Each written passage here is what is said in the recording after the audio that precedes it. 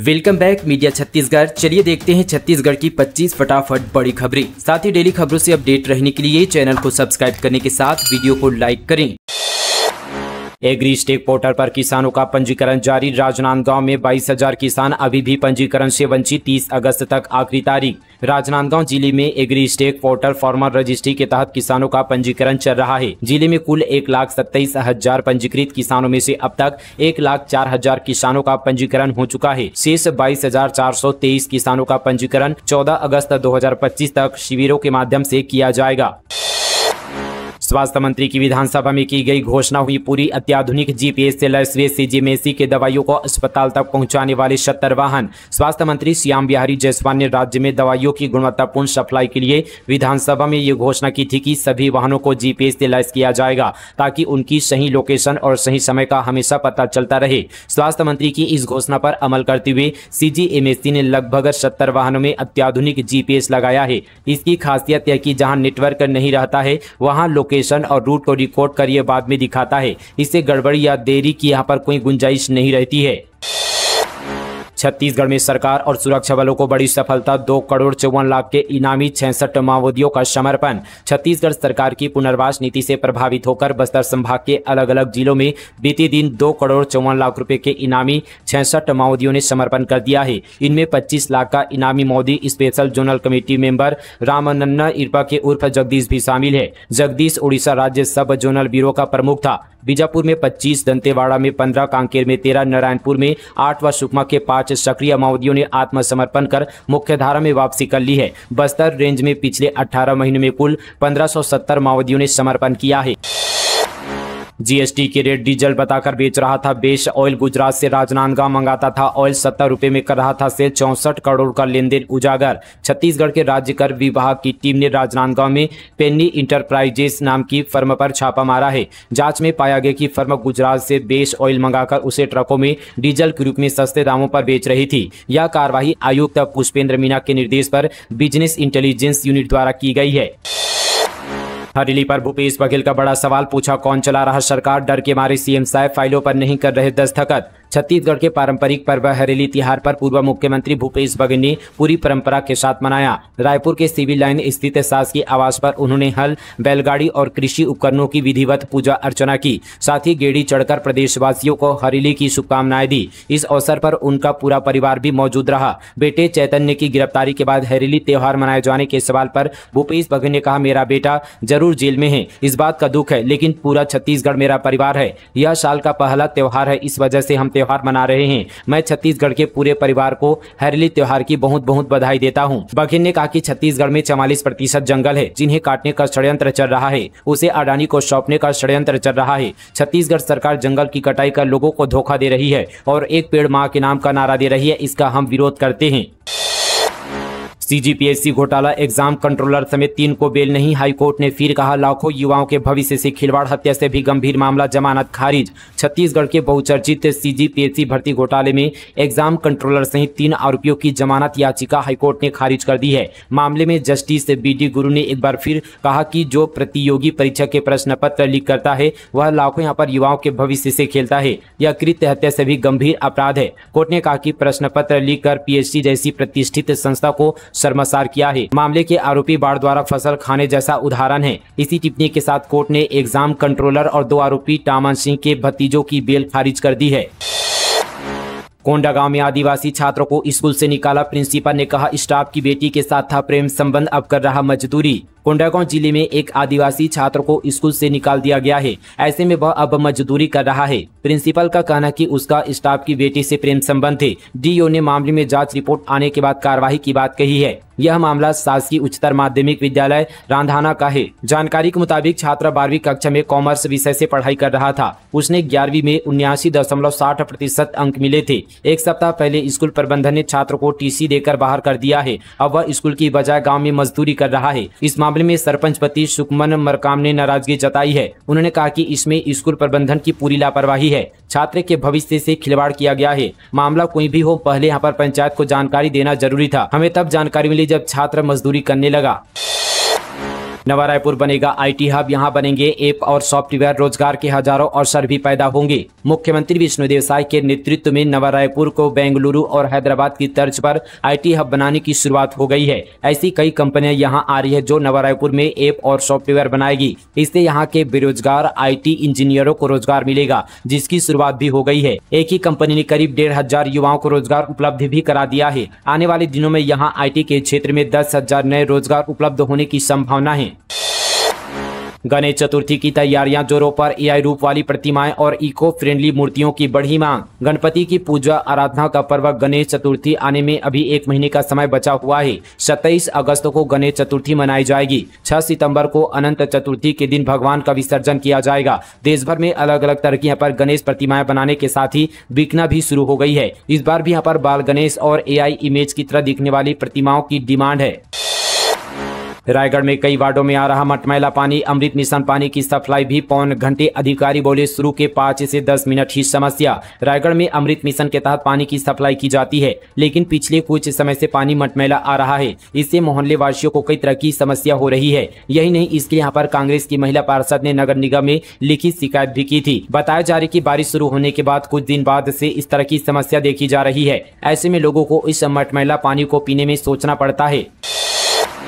Viral video से उजागर हुआ भ्रष्टाचार। 50,000 कमीशन को लेकर इंजीनियर और ठेकेदार में तकरार। छत्तीसगढ़ में भ्रष्टाचार की जड़ें कितनी गहरी है, इसका ताजा सबूत कांकेर जिले के दुर्गु कोंदल जनपद पंचायत से सामने आए एक वायरल वीडियो ने पेश कर दिया है। इस वीडियो में सभी इंजीनियर बुद्धपाल वासनिक और एक ठेकेदार के बीच खुलेआम पैसों को लेकर तकरार हो रही है, और वो भी जनपद कार्यालय के भीतर। जानकारी के अनुसार 9,50,000 रुपए के ठेके में सभी इंजीनियर वासनिक ने ठेकेदार से 50,000 की कमीशन की मांग की थी। ठेकेदार पहले ही 10,000 दे चुका था, लेकिन जब बाकी रकम को लेकर बात बिगड़ी तो नाराज इंजीनियर ने उसी वक्त 10,000 वापस करते हुए कहा। सबसे चौंकाने वाली बात यह रही कि इस वाक्य के दौरान दफ्तर में कई कर्मचारी और यहां की जनपद के पूर्व अध्यक्ष संतोष गावड़े भी मौजूद थे, लेकिन किसी ने हस्तक्षेप नहीं किया। इंजीनियर और ठेकेदार के बीच खुलेआम अपशब्दों का इस्तेमाल हुआ और पूरा भ्रष्टाचार कैमरे में कैद हो गया।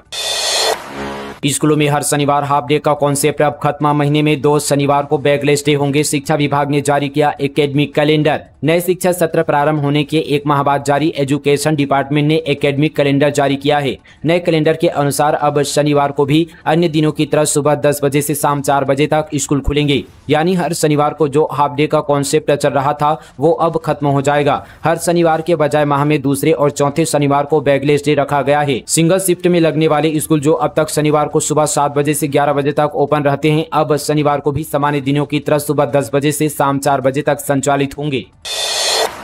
तोमर ब्रदर्स की अग्रिम जमानत याचिका खारिज। 18 अगस्त तक नहीं हुए हाजिर तो होगी यह कार्रवाई। रायपुर के तोमर बंधुओं के खिलाफ पुलिस और सीबीआई की ओर से लगातार कार्रवाई जारी है। सीबीआई की विशेष अदालत ने तोमर बंधुओं की अग्रिम जमानत याचिका को खारिज कर दिया है। इसके साथ ही कोर्ट ने वीरेंद्र और रोहित को फरार घोषित करते हुए उद्घोषणा जारी की है। यदि दोनों आरोपी भाई 18 अगस्त तक कोर्ट के सामने हाजिर नहीं होते हैं तो उनके खिलाफ कुर्की की कार्रवाई होगी। 50 एकड़ से ज्यादा जमीन को टुकड़ों में बेचा। गरियाबंद में कॉलोनाइजरों की बेची भूमि अवैध घोषित। एसडीएम ने दिया पंचायतों के अधीन करने का आदेश। गरियाबंद जिले के 4 पंचायतों से अवैध प्लॉटिंग का मामला सामने आया है। इन क्षेत्रों में 12 अवैध कॉलोनाइजरों ने बिना भूमि डायवर्जन कराए 50 एकड़ से अधिक यहाँ पर कृषि भूमि को 217 टुकड़ों में बांटकर वर्ग फुट के आधार पर बेच दिया था, जिसे एसडीएम ने नियम विरुद्ध खरीदी बिक्री बताते हुए अवैध घोषित कर दिया है। साथ ही इन यहाँ पर प्लॉट्स को संबंधित पंचायतों के अधीन करने का आदेश भी जारी कर दिया है। प्रभावित पंचायतों में मजरकट्टा, आमदी, पारागांव और केशोडार शामिल है। तत्कालीन एसडीएम संध्या ठाकुर की ओर से जारी आदेश के मुताबिक इन अवैध प्लॉट्स पर क्रेताओं के अधिकार यहां पर समाप्त कर दिए गए हैं। उन्हें सभी करों से यहां पर मुक्त करते हुए इन भूमियों को पंचायतों के अधीन कर दिया गया है। सीनियर डॉक्टर देखेंगे डॉक्टर की लापरवाही से गई जान। गले में चना अटकने से हुई 2 साल की बच्चे की मौत। कोरबा में 2 साल के बच्चे दिव्यांश कुमार की गले में चना अटकने से मौत हो गई है। बच्चे के चाचा गोलू बंसल ने मेडिकल कॉलेज अस्पताल के डॉक्टरों पर उपचार में लापरवाही का आरोप लगाया है। बताया जा रहा है कि दिव्यांश अपने घर के आंगन में खेल रहा था।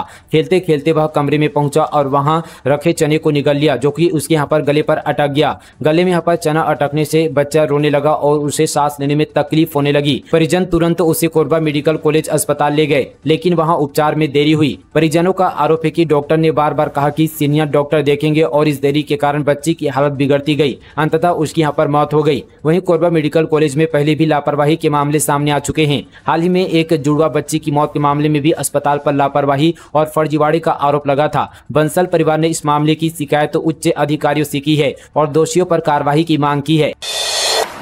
रायपुर में बच्चे फर्राटे से बोलते हैं गीता के श्लोक। 5 से 13 साल के बच्चों को कंठस्थ भगवत गीता की शिक्षा दे रहा गीता परिवार। रायपुर की रहने वाली कक्षा तीसरी में पढ़ने वाली 7 साल की श्रीनिधि को श्रीमद् भगवत गीता के कई श्लोक कंठस्थ याद है। वे फर्राटे से श्लोक बिना देखे ही बोल देती है। श्रीनिधि यहाँ पर लर्न गीता केंद्र से जुड़ी है, जहाँ बच्चों को गीता का पाठ पढ़ाया जाता है। रायपुर के मोवा में गीता परिवार लर्न गीता कार्यक्रम के माध्यम से बच्चों को भगवत गीता की शिक्षा दे रहा है। बाद में 5 अलग अलग विषय में उनकी परीक्षा भी ली जाती है। यहाँ पढ़ने वाले बच्चे एक साल में गीता के 12वें, 15वें और 16वें अध्याय के 85 से ज्यादा श्लोक याद कर चुके हैं और पूरे 18 अध्याय के 700 श्लोक याद करने में लगे हैं। ऐसा नहीं कि वे सिर्फ श्लोक याद कर रहे हैं, इसे अपने जीवन में उतार रहे हैं। बच्चे इसकी नियमित शिक्षा लेने पहुंच भी रहे हैं।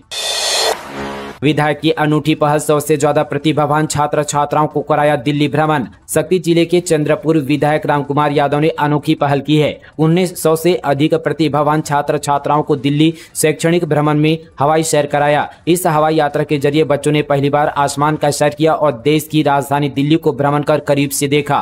दिल्ली में छात्र छात्राओं ने संसद भवन, इंडिया गेट, राष्ट्रीय संग्रहालय और अन्य ऐतिहासिक स्थलों का भ्रमण किया। इस शैक्षणिक भ्रमण का उद्देश्य बच्चों को देश की समृद्ध संस्कृति, इतिहास और शासन व्यवस्था से परिचित कराना था। यह पहली बार था जब किसी विधायक ने बच्चों को देश की राजधानी दिल्ली को भ्रमण कर करीब से देखने का मौका दिया हो। खेत में अचानक हुआ 25 फीट गहरा गड्ढा, बारिश के साथ बढ़ रही गहराई और चौड़ाई। बालोद जिले के डोंडी लोहारा ब्लॉक के कसही कला गांव में एक रहस्यमयी घटना ने सभी को हैरान कर दिया है। किसान हिंगलाज देवांगन के खेत में अचानक 25 फीट गहरा गड्ढा और 10 फीट चौड़ा गड्ढा बन गया है, जिसके बाद गांव में हड़कंप मच गया। बारिश के साथ गड्ढे की चौड़ाई और गहराई लगातार बढ़ रही है और मिट्टी के बड़े टुकड़े जमीन में धंस रहे हैं। सुरक्षा के लिए सरपंच और उप सरपंच ने क्षेत्र को तार और लाल रिबन से घेरकर प्रतिबंधित घोषित कर दिया है। नाबालिग छात्रा के प्रेग्नेंट का मामला, पीसीसी ने बनाई जांच कमेटी। 26 जुलाई को बीजापुर के गर्ल्स हॉस्टल जाएगी इन्वेस्टिगेशन टीम, पीड़िता से भी करेगी मुलाकात। बीजापुर जिले में कक्षा 12वीं की छात्रा के 4 माह की गर्भवती होने का मामला सामने आने से सहायक आयुक्त आदिवासी विकास विभाग सख्ते में आ गई है। अभी तक विभाग ने इस मामले में कोई FIR थाने में दर्ज नहीं कराई है। अब प्रदेश कांग्रेस कमेटी ने भानु प्रतापपुर विधायक सावित्री मंडावी के नेतृत्व में 9 महिला सदस्यीय जांच टीम का गठन किया है। जांच टीम 26 जुलाई को भोपालपट्टनम स्थित गर्ल्स हॉस्टल का दौरा कर पीड़ित से मुलाकात करेंगी। आश्रम में गंदा काम, 12 साल की नाबालिग संग शिष्य ने किया दुष्कर्म, 5 माह बाद खुलासा, आरोपी और बाबा गिरफ्तार। बालोद जिले में एक आश्रम में 12 साल की नाबालिग के साथ 5 महीने पहले हुए यौन शोषण का मामला उजागर हुआ। यह जघन्य अपराध एक वायरल वीडियो के बाद सामने आया है। आश्रम के एक शिष्य पर नाबालिग के साथ दुष्कर्म का आरोप है। इसके अतिरिक्त कथित बाबा पर मामले को दबाने का प्रयास करने का भी आरोप लगा है। पुलिस ने एक शाह आरोपी को हिरासत में लिया और उससे सख्ती से पूछताछ कर रही है। वहीं यहाँ पर पुलिस अधीक्षक योगेश पटेल ने बताया कि वीडियो आने के बाद पुलिस ने मामले को संज्ञान में लिया है और पीड़िता के पिता के माध्यम से एक आवेदन लेकर जांच कर अपराध पंजीबद्ध किया गया है। होटलों में इस्तेमाल हो रहे डोमेस्टिक गैस सिलेंडर, प्रतापपुर में राजस्व और खाद्य विभाग ने की कार्रवाई, 2 होटल से 7 LPG सिलेंडर जब्त। सूरजपुर जिले के प्रतापपुर में डोमेस्टिक गैस सिलेंडर का होटलों में इस्तेमाल किया जा रहा था, जिस पर राजस्व और खाद्य विभाग की संयुक्त टीम ने कार्रवाई की है। साथ ही 7 LPG सिलेंडर जब्त किए हैं। जानकारी के मुताबिक टीम ने जरही स्थित सागर स्वीट्स के संचालक बाल गोविंद से 4 डोमेस्टिक गैस सिलेंडर जब्त किए हैं। इन सिलेंडरों को कृष्णा HP जहरी को सौंप दिया गया है। पूर्व मुख्यमंत्री भूपेश बघेल के शराब पर डॉक्टर रमन सिंह का पलटवार, कहा जो भ्रष्टाचार किया है न्यायालय उसका सही फैसला करेगा, परेशान ना हो, करे इंतजार। बेटे चैतन्य बघेल की गिरफ्तारी से आहत पूर्व मुख्यमंत्री भूपेश बघेल ने डबल इंजन की सरकार गिरने की बात कही है। विधानसभा अध्यक्ष डॉक्टर रमन सिंह ने इस पर पलटवार करते हुए कहा कि सरकार आती है जाती है, किसी के शराब से कुछ हो नहीं सकता। जो भ्रष्टाचार किया उसका न्यायालय सही फैसला करेगा, इसलिए इंतजार करना चाहिए, ज्यादा परेशान नहीं होना चाहिए।